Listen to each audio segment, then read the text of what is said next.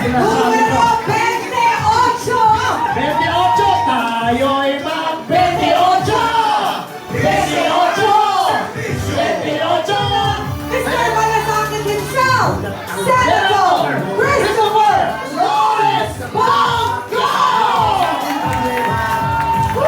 Mayroong sakit, Mr. Malasakit Bongo! Maraming salamat si Arnel Toco. Malala ko, about 15 years ago, sila ni Ma'am Giselle. Nung mayor pa po si former President Duterte. Sila yung nag-host, nag-MC doon. Hanggang ngayon, sila pa rin. Maraming salamat sa inyong dalawa. Palakpakan naman natin, si Arnel Toco. Eric Toco pala. Eric lang, Eric, si Toko, nandiyan dyan sila. Nagdadala pa to ng Toco noon sa Davao. And of course, sa 20 years ago, hindi ka talaga tumanda, ma'am. Hanggang ngayon. Malala ko, 2001 o 2004, pupunta lang po ito ng Davao. Salamat sa inyong dalawa.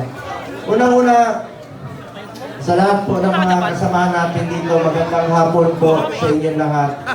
Maraming salamat sa inyong pagdalo rito. Kanina kasi may lumapit po sa akin sa labas. Nagpapasalamat, sir, salamat sa tulong, salamat sa mga proyekto. Sa totoo lang po, huwag ko kayong magpasalamat sa akin. Kahit noon kay Pangulong Duterte, parati namin narinig. Salamat Pangulong Duterte, salamat Senador Bongo. Huwag ko kayong magpasalamat sa amin. Kami po ang dapat magpasalamat sa inyo. Dahil binigyan niyo po kami ng pagkakataon na magservisyo po sa inyo. Maraming salamat po sa inyo lahat. Ako naman po bilang inyong senador, hindi ko po sasayangin yung pagkakataong binigay niyo po sa akin. Wala po masasayang na oras. Magtatrabaho po ako. Sipag po ang pwede kong ialay sa inyo. At yan po ay patuloy kong ginagawa ngayon. Lunes hanggang Linggo. Magsiservisyo ko. Paboritong araw ko, Linggo. Kasi may go sa dulo. Ako po isang Bisaya. Alam niyo naman ako, taga Mindanao. Sino mga taga Mindanao sa inyo? Sa mga kapatid ko Muslim, Assalamualaikum! Sa Davao, mahal na mahal namin kayo doon. Walang diskriminasyon doon sa Davao. Kristiyano, Muslim, magkakapatid tayo, magmahalan tayo sa isa't isa. Sino sa inyo mga taga Visayas? Bisaya, Bulanon, mga Ilonggo. Lente, mga parente ko man yun. Ito si Atty. JB, Ilonggo rin. Pinsan ko yan. Kasi ang tawag sa kanya, Ilonggo. Ang pangalan ko, Bongo. Sinong Waray? Waray. Ako rin, Waray Kwarta. Mga Bisaya, alam nyo, salamat sa inyong lahat, mga Bisaya. Mabigat sa atin yung utang na loob. Huwag kalimutan. Kaya ako po ay patuloy na magsiservisyo sa inyo.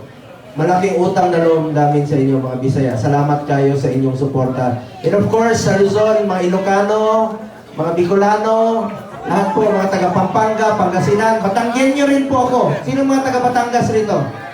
Batanggenyo rin po ako. Tesoro po ng Batangas, Tanawan at Santo Tomas. So salamat sa inyo. Una-una, bago po ako magre-report sa inyo, ano pong nagawa natin sa Senado. At gusto ko rin pong makiusap sa inyo na tulungan po natin ang mga kasamahan ko dito. Kasi yung kapanalunan po ng mga kasamahan ko rito ay kapanalunan rin po ng Duterte. At kapanalunan po ng bawat Pilipino. Isa-isahin ko na lang po, Attorney, according to number, no? Attorney Jimmy Bondok, palapakan pa natin.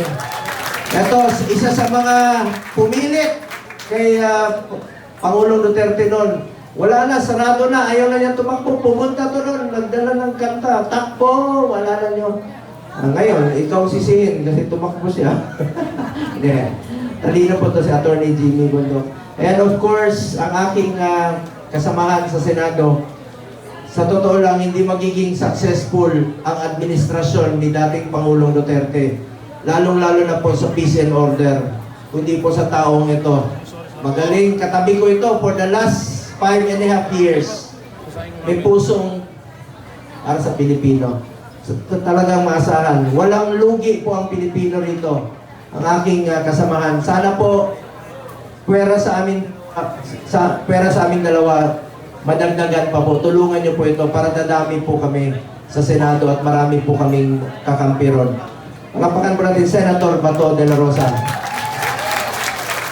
And sunod, ako na yan eh. Kung ako naman, kayo nang bahala humusga. Kung sa tingin ninyo nagtrabaho po ako para sa Pilipino. Hindi po ako politiko na mangangako. Gagawin ko lang po ang aking trabaho dahil bisyo ko ang magserbisyo sa ating mga kababayang Pilipino at naniniwala po ako na ang serbisyo po sa tao, serbisyo po yan sa Panginoon. Serbisyo po yan kay Allah. Ngayon, next is Kapwa rin Ilonggo. Ito, pride po ito ng Visayas. He is from Bacolod, Negros Occidental. Passionate po ito na labanan ang korupsyon sa gobyerno. Miyembro po siya ng Presidential Anti-Corruption Commission po noon. Attorney J.B. Hinlo. Palakpakan po natin. And next, ito, kasamahan ko rin po sa gabinete ni former President Duterte. Siya po yung advisor po sa Luzon at naging SESA at dati pong secretary ni Pangulong Gloria Macapagal Arroyo. Matalino po ito at talagang maasahan natin from Luzon. Pride po ito ng Luzon. Malaking asset po ito sa atin sa Senado. Attorney Raul Lambino. Palapakan po natin. And of course, ang aking kasamahan sa Commission on Appointments, talagang sinusuri niya kung qualified at matalino. Isa sa aking hinangaang kongresista sa talino, sa tapang. At pakiusap ko lang po sa inyo, matagal na po itong overdue sa Senado. Dapat po yung matagal na namin itong kasama sa Senado. Ito po makikipaglaban sa inyo. Congressman Rodante Marcoleta. Kailangan natin ng mga kakampi sa Senado, di ba? Kinuha niyo naman kami, di ba to? Para dadami kami, Senator Robin, Senator Bato at ako, madadagdagan kami. At may makikipaglaban po sa inyo sa Senado. Makikipaglaban, hindi lang sa mga Duterte, makikipaglaban po sa kapakanan ng bawat Pilipino. Lalong-lalo na po yung mga mahirap nating kababayan. Yun po ang unahin natin. Yun po ang pakiusap ko sa mga kasamahan natin dito. Unahin po ang interes ng Pilipino. Interes po ng mga kababayan nating mahirap. And of course, next is ating Pastor Kibuloy. Alam nyo, mas una pa silang magkakilala ni dating Pangulong Duterte. Magkakilala sila nung meron pa pong maliit na kapilya si Pastor Kibuloy. Matagal po sila nagsama, hindi lang po sa pagiging kaibigan sa Davao. Pati sa naging spiritual advisor po ito ni dating Pangulong Duterte. Ang ating minamahal na Pastor Kibuloy. Palakpakan po natin. Ito, malaking tulong rin po ito, asset po ito sa Senado. And of course, next, ating, ito, matalino naman po ito. Hindi ka naman i-appoint ng executive secretary kung hindi ka matalino at magaling at magiging asset sa gobyerno. Magkakilala na kami even before po siya na-appoint as executive secretary. At alam niya po yun, na magkakilala na po kami ni Attorney Vic Rodriguez. Asset rin po ito, magiging kakampi sa Senado. Attorney Vic Rodriguez. At ito naman, last but not the least, no, hindi naman, porket nandun siya sa pinakahuli. Alam mo, ito, kaibigan namin, 2003 pa po sa Davao. Bata pa siya, at hindi ko pa siya kilala nun. Idol ko na ito sa pelikula. Pero hindi sa totoong buhay. Ang dami kong anak eh. Mabait po ito si Philip Salvador. Alam niyo, nagawa na po niya lahat. More than 20 Best Actor Awards na po ang nakamit niya. Nagawa na po niya sa lahat sa buong buhay niya.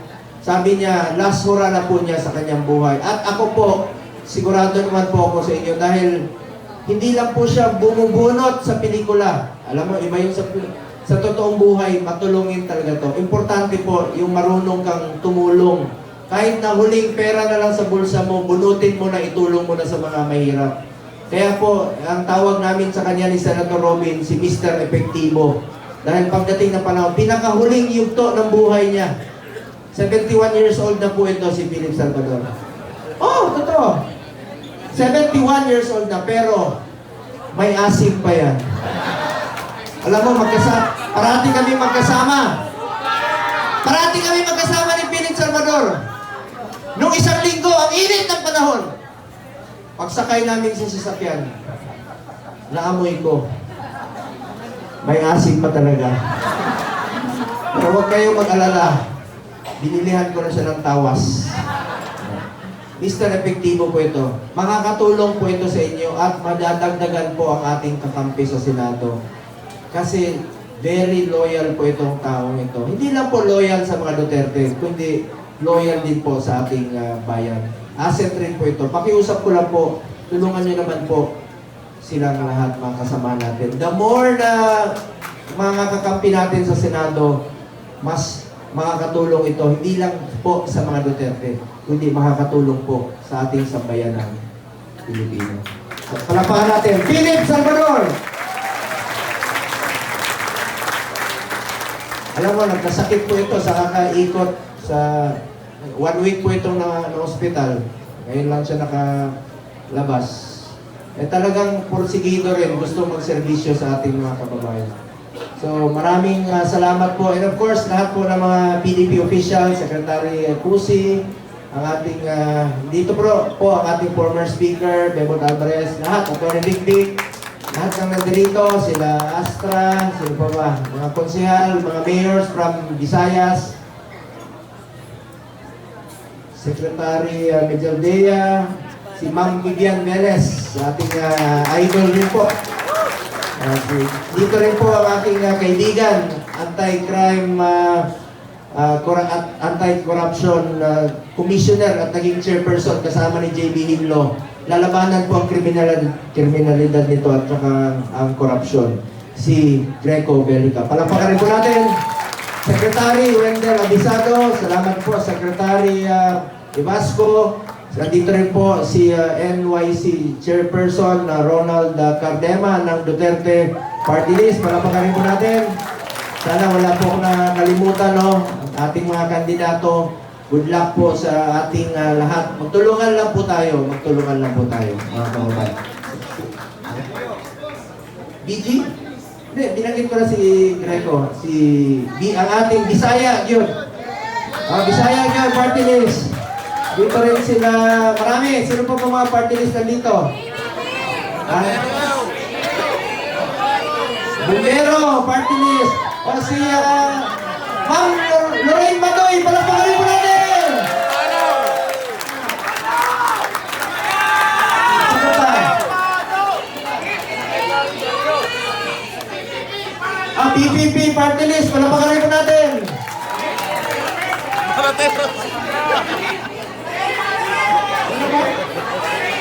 Sagip party list, palapakan po natin! Sino pa? Duterte Youth, palapakan po natin! Dapat, ano ba? Ito si Ronald Cardema, talagang lumalaban ito, nakikipag-harapan po ito. Palapakan naman natin Ronald Cardema. Sino pa ang party list dito? Sino pa? Ipanaw party list, palapakan po natin. And of course, nandito sila ang Malasakit and Bayanihan party list, palapakan po natin. Wala na ba? Ang mga Bisaya, mga taga Caraga, si Board Member Dick Carmona, salamat. Anyway, mga kababayan ko, gusto ko lang po mag-report sa inyo bilang chairman po ng Committee on Health, Sports at Youth sa Senado, kung ano na po nagawa natin. As your senator, I authored 16, no? 16? Ito po, as your senator, I authored 16 laws. Ibig sabihin, ikaw talaga yung nag-push ng batas na yan. I have principally sponsored 82 laws, including 80 laws regarding for the establishment and upgrade of public hospitals. Ano po ito? Halimbawa, yung hospital ninyo sa inyong lugar, yung kapasidad nila 500 lang, kaya lang 1,000 patients a day. Isinabatas natin, ginawa natin 1,000. Halimbawa, yung PGH, dadagdagan natin kasi kulang talaga. Alam niyo, sa kakaikot ko sa buong Pilipinas, maraming hospital, 1 kama, 2 pasyente. Paano gagaling ang pasyente kung gano'n ang kinatatayuan nila? At proud lang po ako na meron na tayong naipasa na 82 laws. And I have co-authored or co-sponsored 185 laws. At gusto ko lang pong bagitin sa inyo, wala po akong absent sa Senado. Kahit na makikita niyo ako ngayong umaga, nandun ako sa Apari, pagbagyo doon. Punta ako ng Palawan, punta ako ng Samar, punta ako ng Holo. Pagdating ng alas 3 ng hapon, andyan po ako sa Senado.